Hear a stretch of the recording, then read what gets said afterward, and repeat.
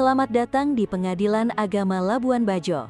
Video ini akan menjelaskan persyaratan umum dan alur berperkara di pengadilan agama. Dengan memahami proses ini, masyarakat diharapkan lebih siap dan lebih mudah dalam mengurus perkaranya. Sebelum mengajukan perkara ke pengadilan agama, pastikan kamu sudah menyiapkan dokumen-dokumen dasar yang diperlukan. Pertama, siapkan surat gugatan atau permohonan.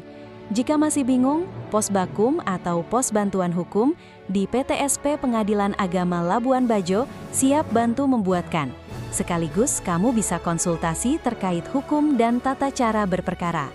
Melalui situs gugatanmandiri.badilak.net, kamu juga dapat membuat gugatan atau permohonan sendiri, namun masih terbatas untuk perkara cerai dan dispensasi kawin. Kedua, lengkapi identitas para pihak, seperti KTP dan kartu keluarga. Ketiga, sertakan bukti-bukti pendukung, misalnya buku nikah, sertifikat tanah, atau akad, sesuai dengan jenis perkara yang akan kamu daftarkan. Dan yang terakhir, membayar biaya panjar perkara yang telah ditaksir oleh petugas PTSP. Jangan lupa, semua dokumen asli dan fotokopi harus dibawa saat pendaftaran.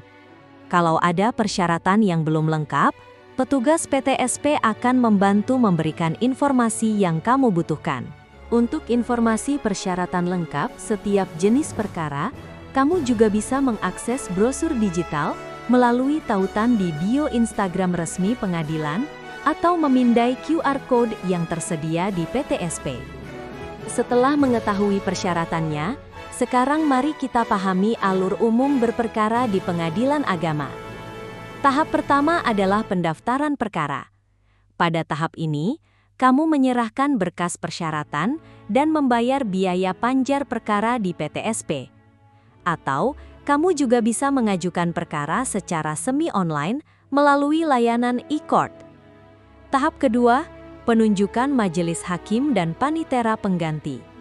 Setelah berkas diterima, sistem akan menentukan siapa majelis hakim dan panitera yang akan menangani perkara kamu, serta ditentukan juga jadwal untuk sidang pertama. Tahap ketiga, panggilan sidang.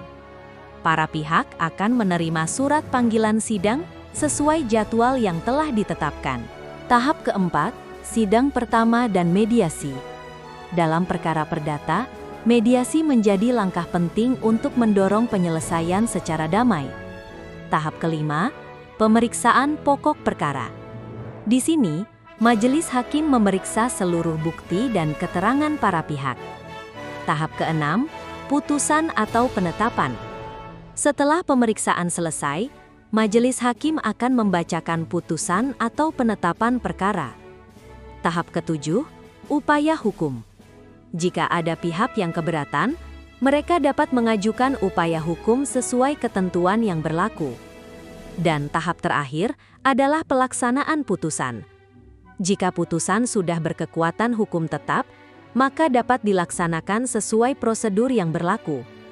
Para pihak dapat mengambil salinan putusan atau penetapan di meja produk PTSP atau mengakses sendiri pada akun e-court.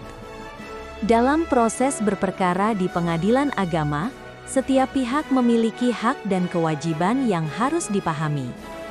Dari sisi hak, para pihak berhak mendapatkan informasi yang transparan, memperoleh bantuan hukum melalui pos bakum, mengajukan bukti di persidangan, serta mengajukan banding jika tidak puas dengan putusan.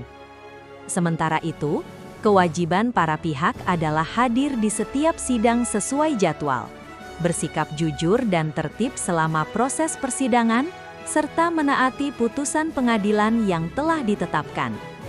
Demikian, semoga informasi ini bermanfaat. Sampai jumpa dan terima kasih.